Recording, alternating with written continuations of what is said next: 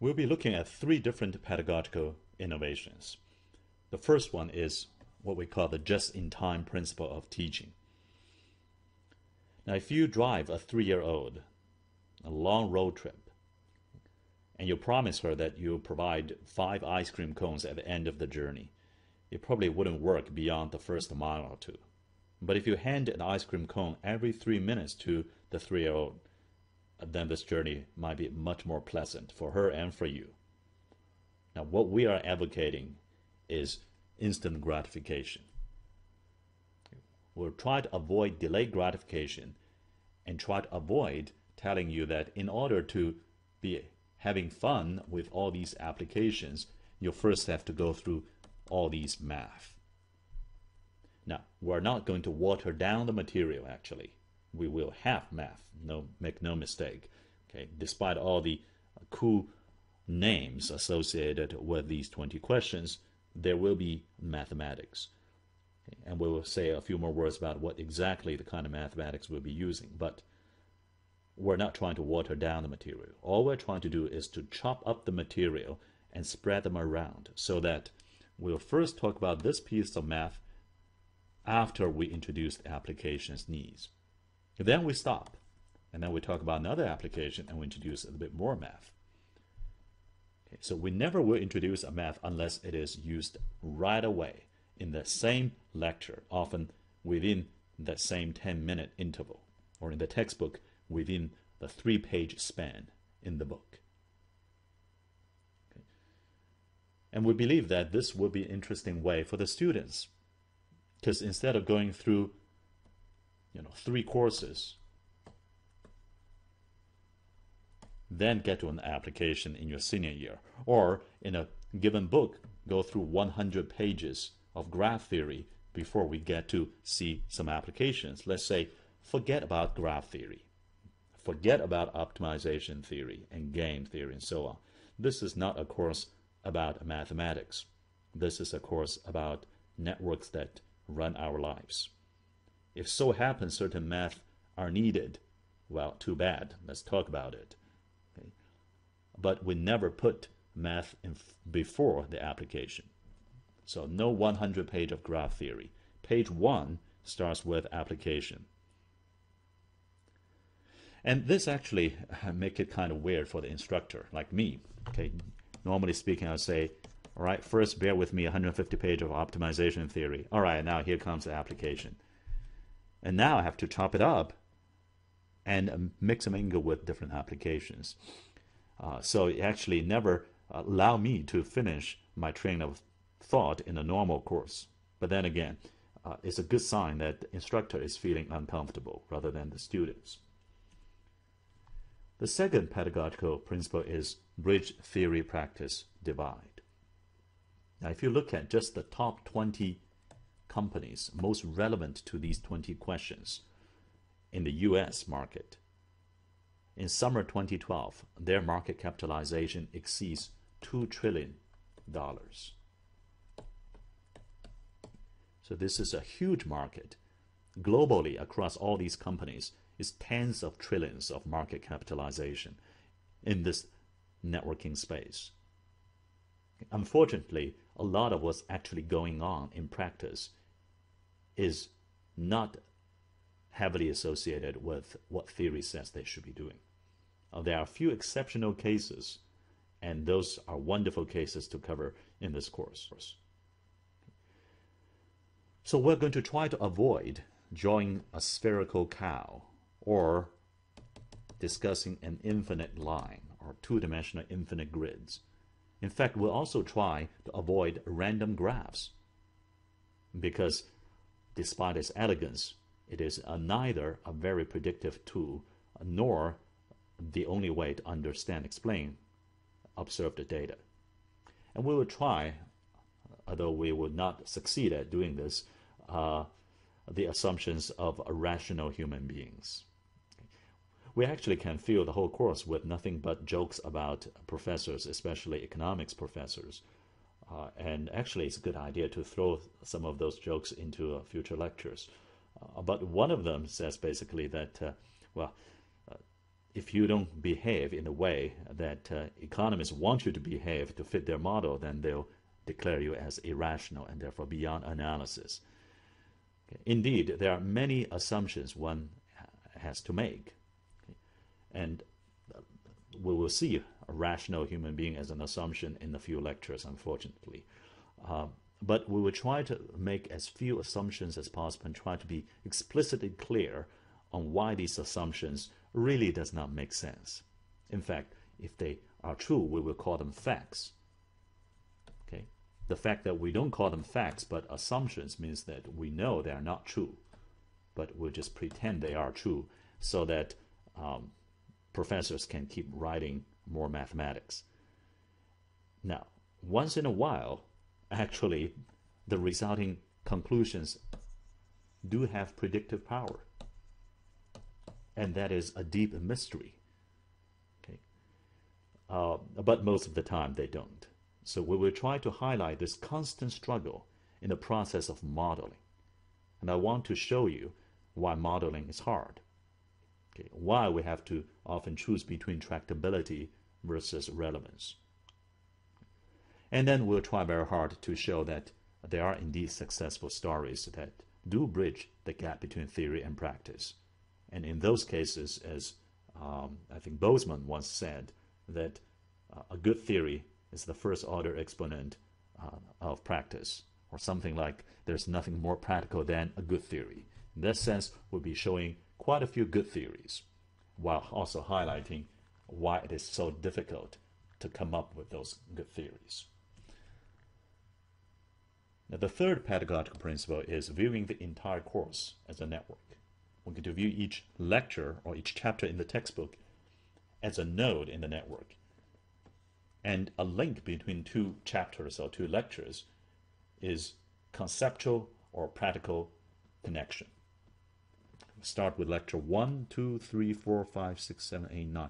Well, you can actually traverse this path. I'm going to take a little jump over here and keep on going. Okay.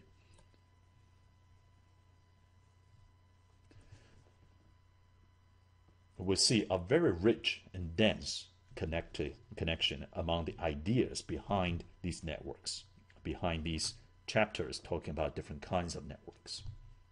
And perhaps that is the most interesting thing coming out of this course, is to see the similarities between networks of various kinds.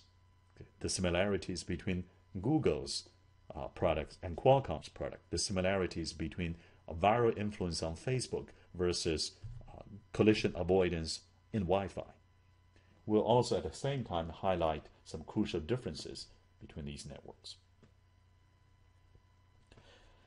Now, while this course is not about math, it is actually quite a mathematical. While we try to put all the practical applications ahead of the math, we are not going to avoid math in the end. We will show why they are useful, why they're often essential to have an unambiguous language, not just as a hammer, but also as a language to frame the discussion about these networks, to quantify different metrics in these networks. And to do that, we will be introducing graph theory, the study of connectivity patterns, optimization theory, the study of constrained decision-making, game theory, the study of strategic thinking among intelligent agents, and learning theory, the study and the discovery of patterns in data. And we'll see how these graph optimization, game, and learning theories get used in wireless, internet, content distribution, web, social, and economic networks. Now, these numbers are the chapter numbers or the lecture numbers from 1 to 20. So you can keep this table in your mind and refer to it throughout the course. Okay. Now, at the same time, we do not require you to know any of these before taking this course. None of these is a prerequisite to this course. But much more than the math, we want to highlight the bigger pictures, the pictures about the concepts behind networks, the philosophies of the network design, and the subtle points about these network operations. On the one hand, we want to bring engineering to this generic field that some call network science. Now we're going to look at why universal observations about networks of any kind is actually sometimes misleading and have its drawback and limitations. We'll highlight the importance of domain-specific functionalities, including the functionalities of feedback, coordination, and robustness embedded in network protocols, and beyond a simple description from the graph topology. And then Exhibit A of this alert is Lecture 10, the non-existence of the conjectured Achilles heel of the Internet. On the flip side, we also want to bring networking principles to engineering curriculum, especially electrical and computer engineering curriculum. Over the last 50 years, the undergraduate curriculum there is based on a course in time-invariant linear systems, time and frequency domain, and so on. Those are wonderful and very important foundational topics. At the same time, in a modern view of engineering education, it is hard to avoid principles behind networks, whether it's a network on a chip, or it's a network among devices, or it's a network among people. So principles like consistency in a graph, principles like negative and positive network effect, and principles like the wisdom and the fallacies of crowds will be very important to bring in to the future of engineering education. And indeed, if we look at a table of concepts, mapping groups of concepts to these kinds of networks, this becomes a very useful, handy reference table for you to go through the course. Some of the concepts talk about aggregation of opinion, influence of opinion. Some of these talk about distributed coordination of demand, for example. Some of these talk about feedback control, positive feedback, negative feedback in the network. And some of these talk about a strategic equilibrium in the network. Now, these are big words, and again, you are not supposed to appreciate them at this point. But at the end of the course, in December, you will. And in the Princeton version of this course last year, we actually looked at a list of 20 concepts, which actually do not map one-to-one to the 20 questions or the 20 lectures or chapters, but they cut across these 20 chapters and lectures. The top, perhaps 6 of these concepts voted by the students include resource sharing, the efficiency and the fairness of resource sharing, the economy of scale, the statistical multiplexing of resource sharing. It includes opinion aggregation and consensus formation, includes both positive and negative network effects, it includes both the wisdom and the fallacy of crowds. We will try to quantify different types of wisdom and fallacy of crowds. It also includes functional hierarchy and layering, and spatial hierarchy and overlaying, which are some of the basic principles behind the Internet success. And across almost all chapters, we'll see the emergence of global properties from local actions and constrained optimization. We'll look at the difference between over-provisioning capacity versus over-provisioning connectivity patterns.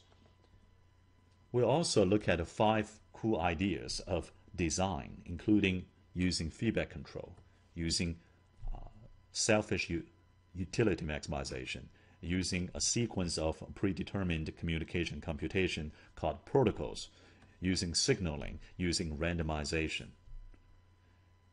We then will look at different models for analyzing existing engineering artifacts, from graph consistency to strategic equilibrium, from models that can generate what we observe in empirical data to models that assume certain hidden factors behind the data, and models that build upon a set of axioms. So why would you take the course? Well, number one reason, I think, is because this list of 20 questions.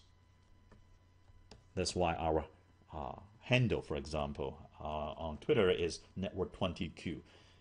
This course is oriented, structured around these 20 questions that are very relevant to your life. And secondly, perhaps, intellectually, it's going to be a very exciting journey. You'll be learning a lot. This is a fast-paced course, drawing from material from a diverse set of subjects, from political philosophy all the way to wireless network design. And you might also learn a few things along the way that you'll never forget. Certain principles about network systems, certain visualizations, certain perhaps sound bites that will stay with you in your brain forever. So for all those reasons, you'll be taking this course and will be having a lot of fun.